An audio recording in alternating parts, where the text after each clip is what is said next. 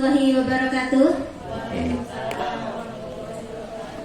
Sebelumnya terima kasih banyak atas kehadiran Bapak dan Ibu sekalian yang sudah mendukung kami calon guru penggerak Angkatan 6 Kabupaten Karawang dalam aksi nyata pengimbasan modul 1.4 budaya positif di sekolah. Terima kasih telah meluangkan waktunya untuk memberikan kesempatan kepada kami memberikan materi pengimbasan pada saat ini.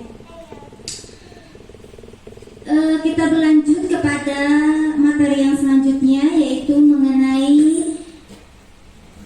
5 posisi kontrol dan teori restitusi yang telah kami pelajari pada modul 1.4.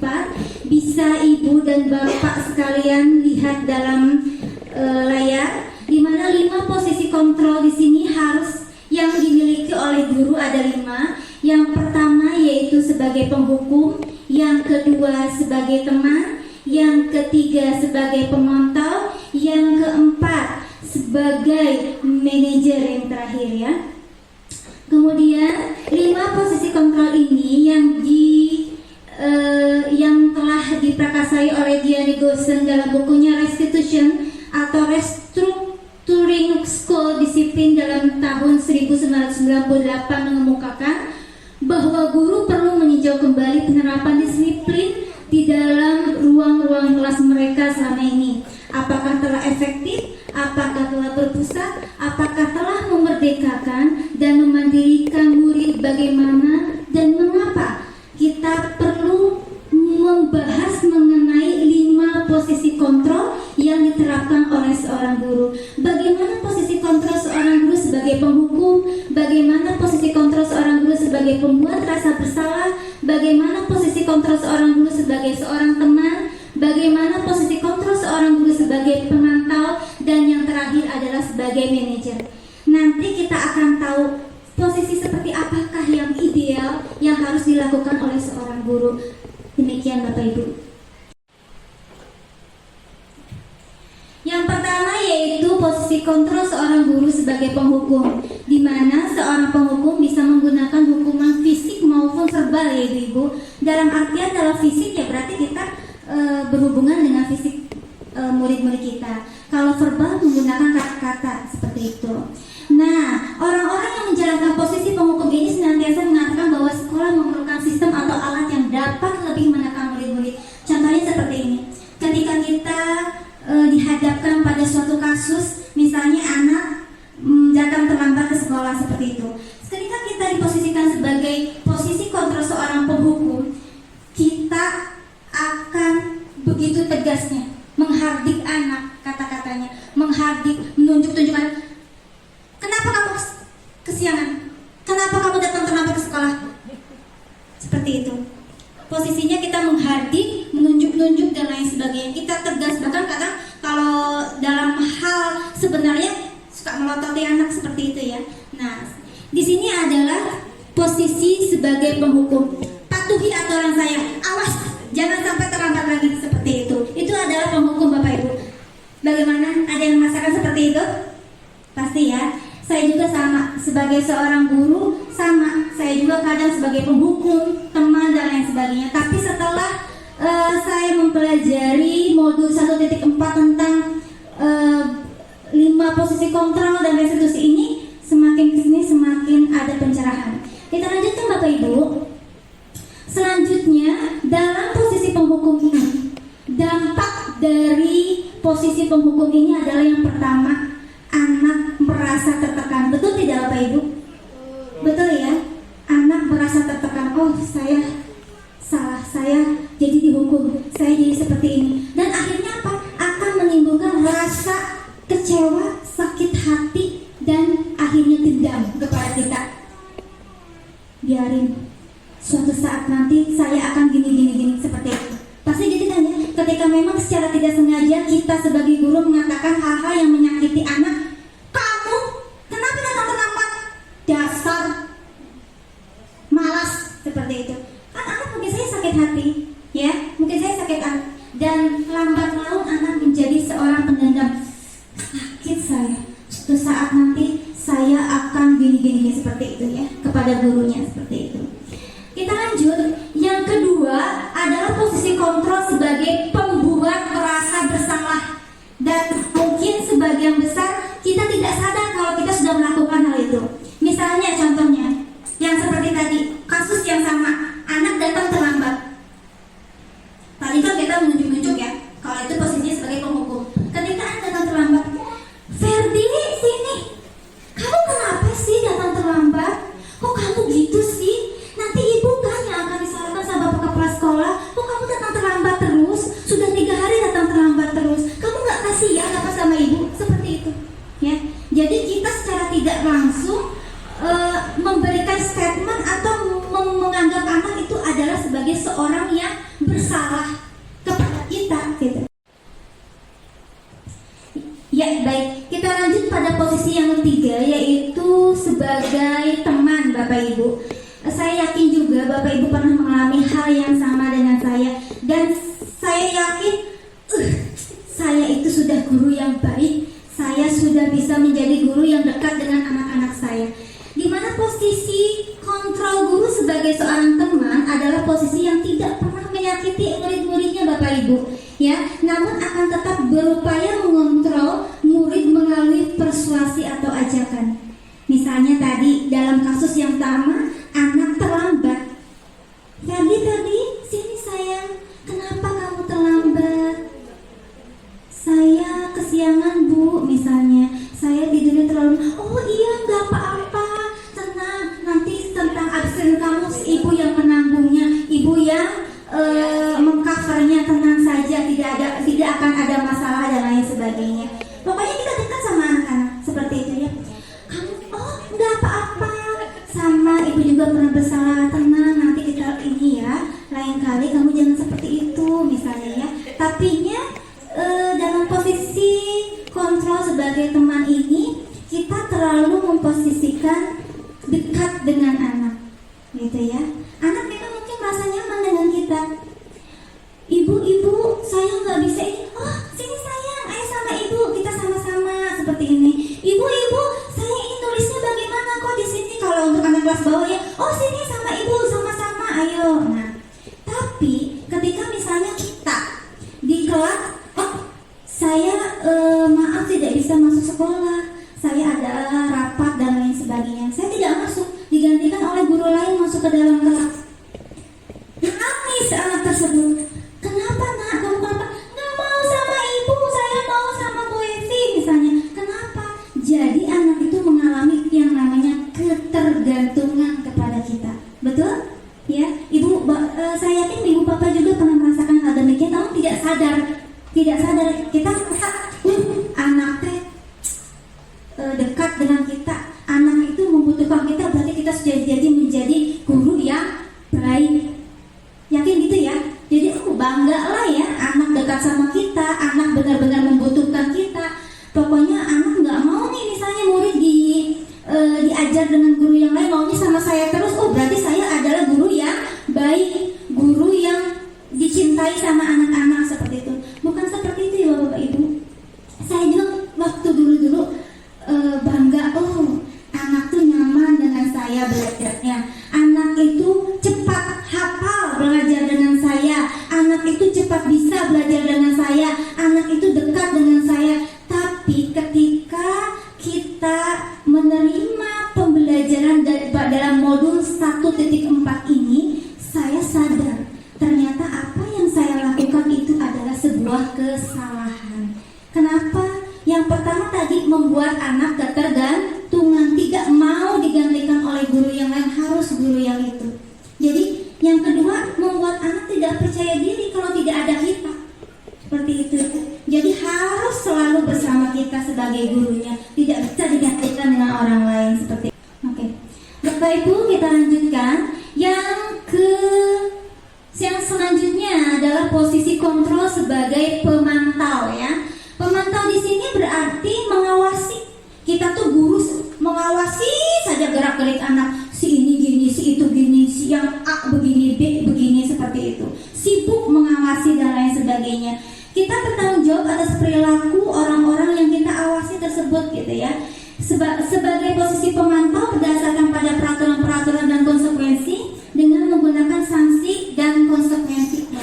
Misalnya, kalau misalnya ada anak yang melakukan suatu kesalahan atau melakukan suatu pelanggaran, panggil anak itu, apa sih yang kamu lakukan? Kamu tahu nggak kalau kamu datang terlambat konsekuensinya apa? Sanksinya apa? Iya bu. Jadi yang namanya pemantau atau yang namanya mengawasi hanya sekedar untuk menanyakan kepada anak, kamu tahu nggak apa yang kamu langgar, konsekuensinya itu apa, gitu ya, tanpa mencari tahu anak itu kenapa seperti itu.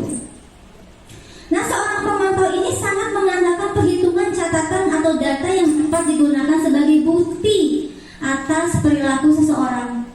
Biasanya yang posisi pemantau ini, kamu datang terlambat, lihat sudah 3 kali ibu mencek, checklist, awas jangan sampai terlambat lagi, sanksinya ini, hanya sekedar seperti itu.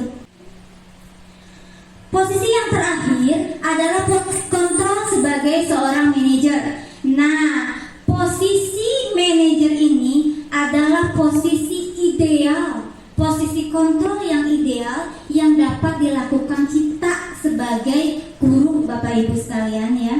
Posisi ini guru berbuat sesuatu bersama murid dan mempersilahkan murid mempertanggungjawabkan perilakunya, mendukung murid agar dapat menemukan solusi atas permasalahannya tersebut. Ya, seperti itu. Misalnya tadi dalam kasus yang sama ada anak yang datang terlambat. Kita panggil baik-baik anak tersebut. Ferdi, kenapa kamu datang terlambat? Oh bu, maaf saya datang terlambat karena waktu malam saya tidurnya terlalu malam, asyik menonton televisi. Oh seperti itu. Memang tidak ada yang tidak ada yang menginginkan kamu gitu ya, mengingatkan kamu karena jangan malam-malam. Tidak ada bu, mama dan bapak saya tidak ada. Oh, seperti itu ya. Terus bagaimana? Kamu datangnya terlambat seperti itu. Oh iya bu, maafkan saya, kata Ferdi misalnya ya. Baik, kamu sudah menurut kamu datang terlambat ini apakah sudah merupakan suatu kesalahan? Iya ibu, mohon maaf, ini adalah sebuah kesalahan saya.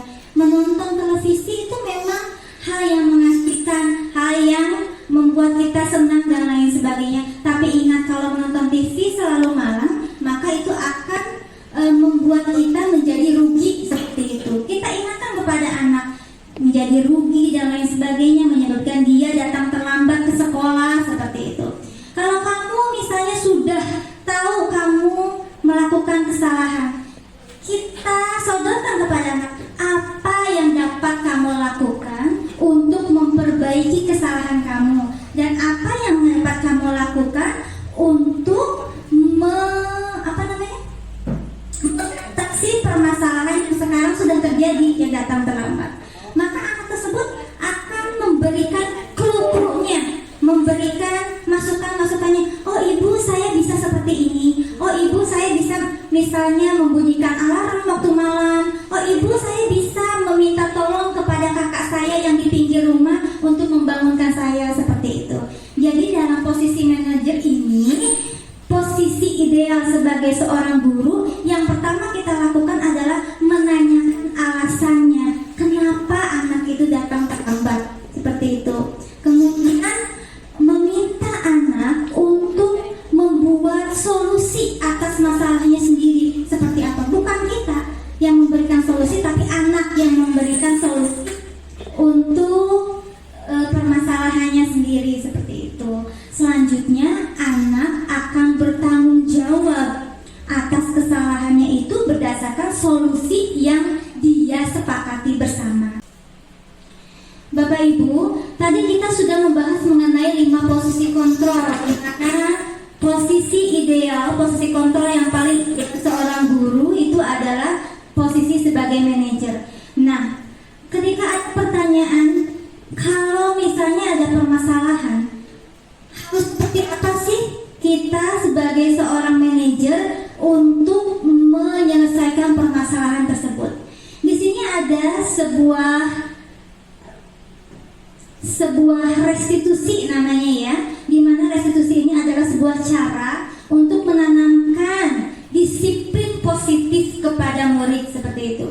Restitusi ini adalah menurut Gosen tahun 2004 proses yang menciptakan kondisi bagi murid untuk memperbaiki kesalahan mereka sehingga mereka bisa kembali pada kelompok mereka masing-masing dengan karakter yang lebih kuat seperti itu ya.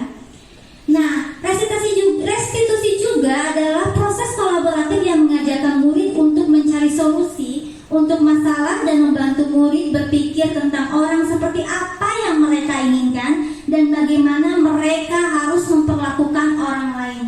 Menurut Chelsom Gosen tahun 1996. Restitusi ini membantu murid menjadi lebih memiliki tujuan, disiplin positif dan memulihkan dirinya setelah berbuat salah. Penekanannya bukanlah pada bagaimana berperilaku untuk menyenangkan orang lain atau menghindari ketidaknyamanan, namun tujuannya adalah menjadi orang yang menghargai nilai-nilai kebajikan yang mereka percayai. Sebelumnya kita telah mempelajari posisi atau teori kontrol ya. Yang tadi itu adalah kita memiliki motivasi intrinsik kepada anak ketika kita menjadi posisi manajer, maka kita akan menimbulkan motivasi intrinsik dalam diri anak tersebut untuk melakukan budaya disiplin.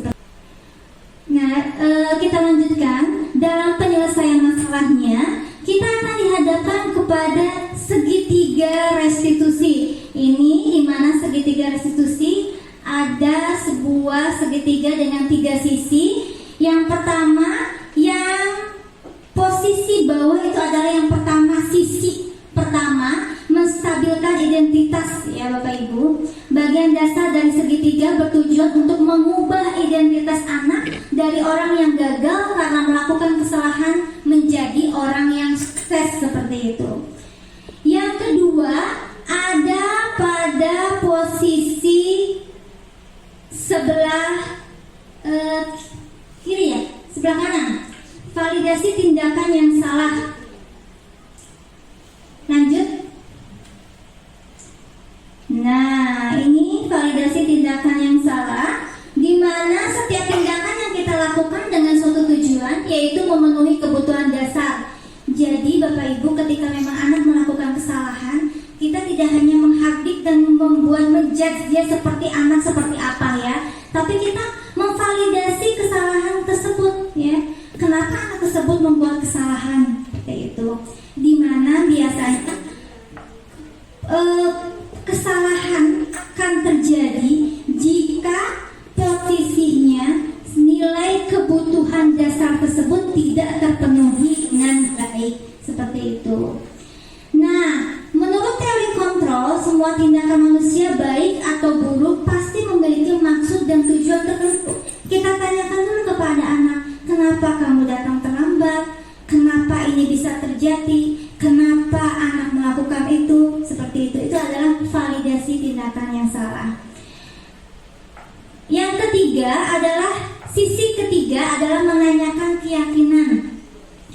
Teori kontrol di sini menanyakan bahwa kita pada dasarnya termotivasi secara internal. Ketika identitas sukses telah tercapai, maka tingkah laku yang salah telah divalidasi, maka anak akan siap untuk dihubungkan dengan nilai-nilai yang dia percayai. Yang tadi setelah anak ditanya kenapa kamu melakukan kesalahan ini, kenapa kamu bisa datang terlambat, nah kita akan hubungkan dengan tadi keyakinan yang sudah kita buat atau kita sepakati bersama. Ketika kamu datang terlambat, apakah ini merupakan suatu pelanggaran atau kesalahan? Ya Ibu. Keyakinan kelas mana yang sudah kamu langgar? Keyakinan kelas ini Ibu, tidak boleh datang atau misalnya datang tepat waktu ke sekolah seperti itu. Kamu yakin kamu harus atau kamu bisa melakukan keyakinan kelas tersebut? Yakin Bu? Oke, kalau kamu sudah yakin, mari kita melakukan perbaikan kesalahan ini secara bersama-sama, dan semoga Ibu harapkan kamu ke depannya akan menjadi murid yang lebih baik lagi. Demikian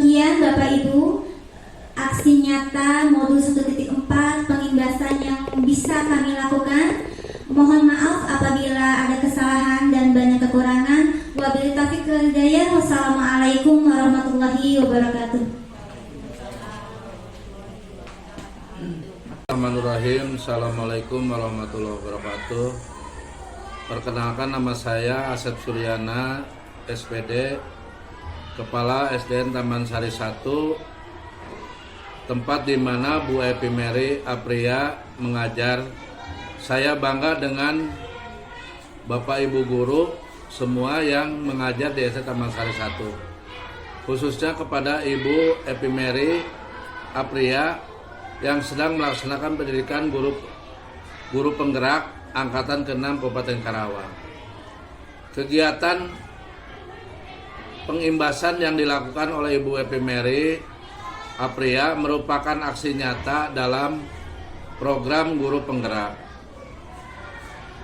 Semoga hasil pengimbasan ini akan berdampak secara signifikan dan permanen terhadap pelaksanaan pendidikan di sekolah. Selamat dan sukses selalu untuk Bu Epi Mary Apria. Semoga selalu lancar dalam mengikuti pendidikan guru penggerak. Terima kasih. Assalamualaikum warahmatullahi wabarakatuh. Assalamualaikum warahmatullahi wabarakatuh. Perkenalkan, nama saya Rumyati. Saya adalah rekan sejawat Bu Epi Mary Apria di SDN Taman Sari 1. Menurut saya, apa yang sudah dipaparkan oleh Bu Epi Mary Apria mengenai budaya positif di sekolah itu sangat bermanfaat dan baik sekali untuk diterapkan di sekolah. Semoga kami bisa menerapkan hasil dari diseminasi pengimbasan budaya positif di kelas kami masing-masing, dan agar budaya positif di sekolah pun dapat terwujud. Terima kasih Bu Epi Mary Apria sudah berbagi ilmu dan praktik kepada kami. Sekian dari saya. Wassalamualaikum warahmatullahi wabarakatuh.